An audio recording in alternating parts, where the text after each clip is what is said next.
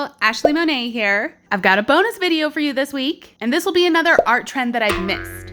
Let's talk about the Pantone Challenge. In the Pantone Challenge, you practice small paintings on these Pantone color swatches. You should see some of the incredible work others have done with this challenge. Like, it is unreal. Totally insane. Now, the rules of the challenge are you paint the 100 cards in 100 days, basically one per day. But we're dabbling here. I'm not committing to 100 days, so I'm doing 7, one per day this week. Also, and this may throw some off, I'm not using the Pantone cards. What? But that's the whole challenge. Well, I have 3 reasons for not using them. The first is cost. The 100 pack of Pantone postcards costs $20, whereas these swatches are 100% free at your local hardware store. I got these at Walmart in the home improvement section. I like that the size of these swatches is comparable to the Pantone swatches. Now, reason number 2 why I'm not using the Pantones, I love when people paint the swatch based on the color name, but a lot of the Pantone swatches don't have names, just numbers. These swatches all have names. And the last reason is that Pantone swatches have a glossy finish, so in order for the paint to stick, you need to prep with a matte Mod Podge or clear gesso. These swatches already have a nice matte finish, so they're good to just go right in and paint. I grabbed a whole goo gob of these swatches and divided them into categories. This week, our category is going to be foods. Everybody loves food. Okay, that's enough of me talking. Let's jump right in. The first swatch is named Farm Fresh. It's this cute kind of pale green gray, like a sagey green. I would definitely paint a wall in my house this color. But for this painting, I wanted to make some farm fresh eggs. I started with some black to create this skillet, which is going to cover up some of this extra text that we just don't need. Now for the eggs, I didn't want them to be white. I feel like true farm fresh eggs are usually either brown or blue. But blue's a little too close to that background color, so I'm gonna go with brown for this one. I did 3 different shades of brown and then went through adding little speckles all over the shells, as well as some shading and some highlights to make them really look round. Now I have to give that skillet some depth with a few highlights. I had to really work to blend those bad boys in. Next, I wanted everything to have a strong shadow. I used one of my new paint pens, and honestly, the color was a little too green. I should have probably just mixed up my own so I could add some gray to it, but that's okay. It still looks all right. For a final touch, we've got to add some eggs to the skillet. Just a pair of little sunny side up eggs. Make sure those edges look good and crispy, and make those yolks really pop.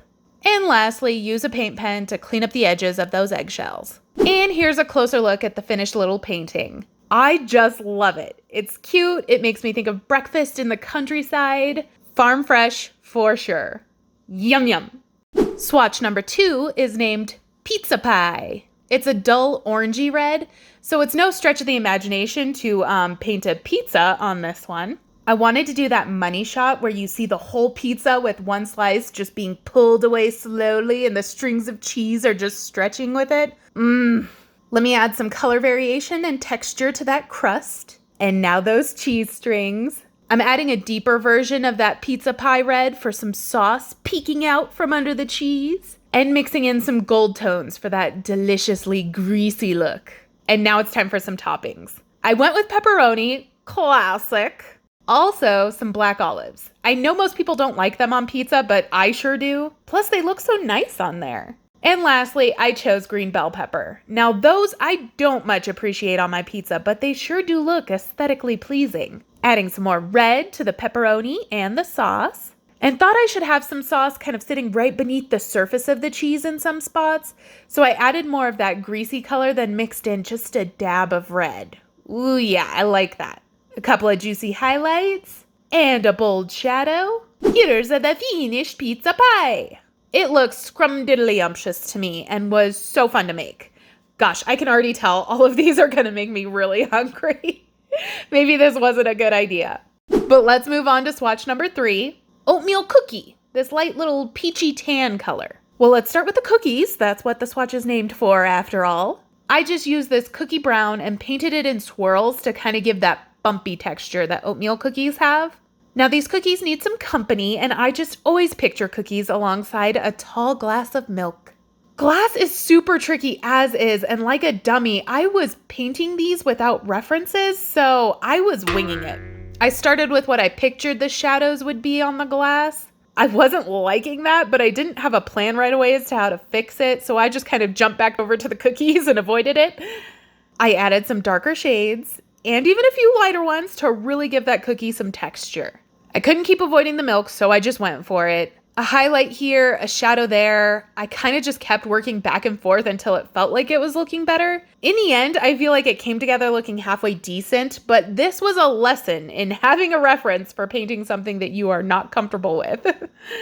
I decided to add some chocolate chips to the cookies, although if I'm honest, my oatmeal cookies, I prefer raisins in them. That's like the only way I like raisins. I don't like raisins, but oatmeal raisin cookies are like, yum.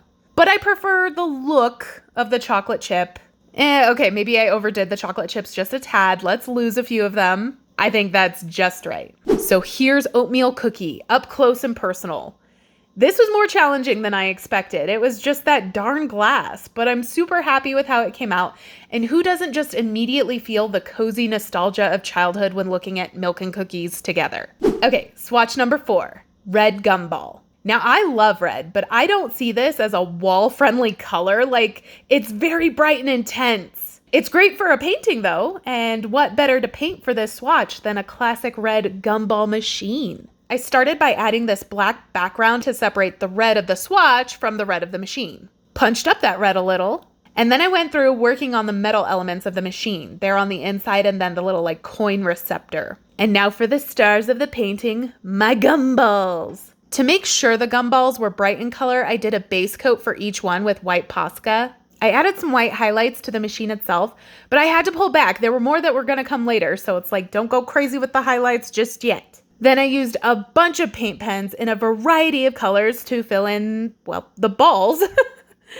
I ended up with an assortment of pink, yellow, green, orange, red, and blue. Then I went through and gave each one a little shadow, and now it's juicy highlight time.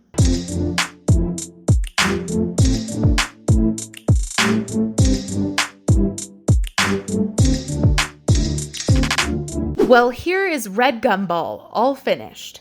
I think this design is cute. I mean, gumball machines are just fun and adorable, but there's something about it that leaves a little to be desired. Maybe the gumballs needed more shadows. I don't know, it's just feeling a little flat to me. But next we have swatch number 5, Tuscan bread. It's another pale tan, but this one's a little more yellowy. With this one, I was inspired to paint bruschetta. Oh, I love saying that. Bruschetta. But my first step was to paint the little crispy toast slices. I layered a few different shades of brown so that the edges would have varying degrees of crispiness. Now we've got to add the toppings.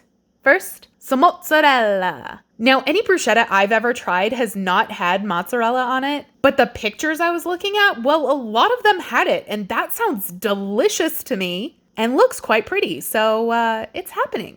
Next, a base of red for all of the tomatoes. Yummy. Then with the paint still wet, I added some shadow tones with a darker red and then some highlights with a little orange, almost like those seeds inside the tomatoes. Then it was time for the basil. I did 2 little leaves garnishing the sides and then all of the little bits chopped and added to the bruschetta itself. Visually, I love the pops of green throughout. Now let's give them all some highlights with a lighter green. And then it needed some black, and boy, did I add some black. First to the tomatoes to really give it that chopped texture, sending some pieces to the back and bringing others forward. Then with the black paint pen, a few little sprinkles of fresh cracked pepper. Some shadows for the basil. And lastly, the shadows of the hors d'oeuvres themselves. Somehow I managed to not record adding the juicy highlights to this one, but here is Tuscan bread all finished. I love it, and something about this one has just been the most appetizing so far. Like, it looks so fresh. I want it in or around my mouth. If you know, you know. But that takes us to swatch number 6, Cinnamon Crunch. I thought immediately of Cinnamon Toast Crunch, but a bowl of cereal might not be the most interesting painting, so instead I went with a pair of cinnamon rolls. I started by adding a gradient of those cinnamony browns on each layer of the roll. I won't lie to you though, I hated them at this point. Like, they looked like little poops. If poop was made of pastry, like little croissant poops.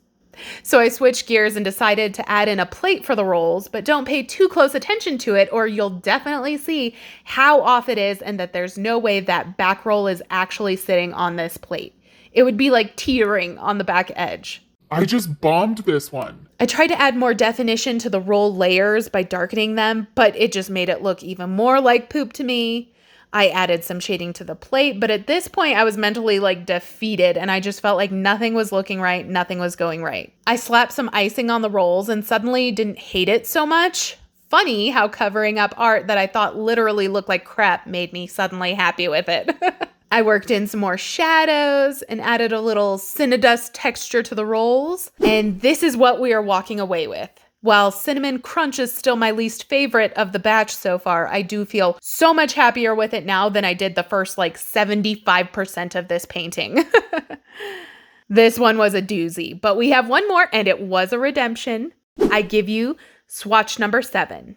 This one is named Heavy Cream. And appropriately, it's a very creamy color, kind of light creamy beige. I had a few thoughts for this one, but come on, I ultimately had to do ice cream. I used the swatch color as the base of the ice cream and then added a dark gray for the shadows and white for the highlights, creating the like wavy texture. Is that how you describe it? You know, the texture soft serve has from the machine. It's very distinct. Yeah, I'd say wavy. I had to get creative and use a cherry to cover this text in the corner.